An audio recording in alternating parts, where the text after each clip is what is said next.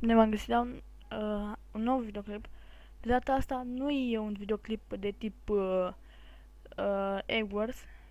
Este un videoclip de tip cel mai scump calculator care l-am putut face eu. Costă 32 de milioane 5... Nu. 325 de milioane, ca să spun așa. Și 326 de milioane, să zic așa. Și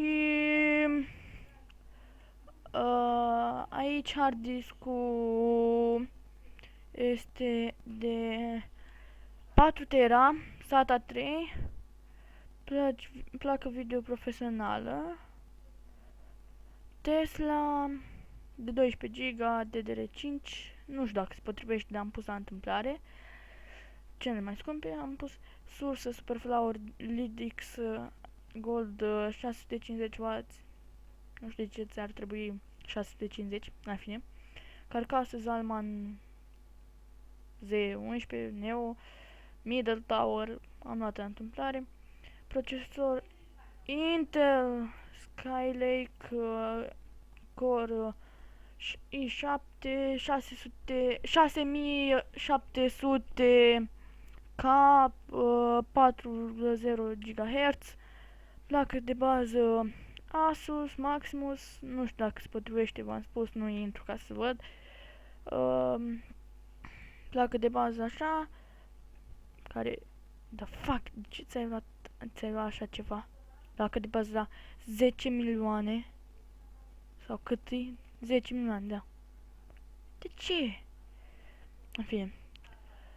SSD Samsung 950 Pro 256 de GB, PCI Express ori 4 M.2 2280 și 4 memori Corsair Vengeance LPX Black 16 GB DDR4, așa.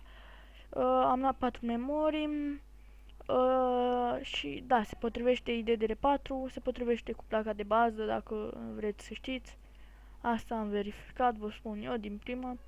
Și am luat și un cooler CPU Corsair Hydro Series H115i Extreme Performance 6.500.000 costă doar coolerul. Eu nu înțeleg de ce ai dat 6 milioane pe un cooler, da? Fine, nu contează banii la unii, na. Și da, cel mai scump lucru de aici e placa video profesională, care e 251 de milioane, cam așa ar veni. Da, și sper că v-a plăcut acest videoclip.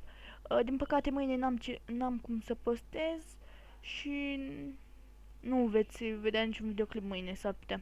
Și cam atât cu acest episod. Ne vedem pe data viitoare. Pa, lume! Pa!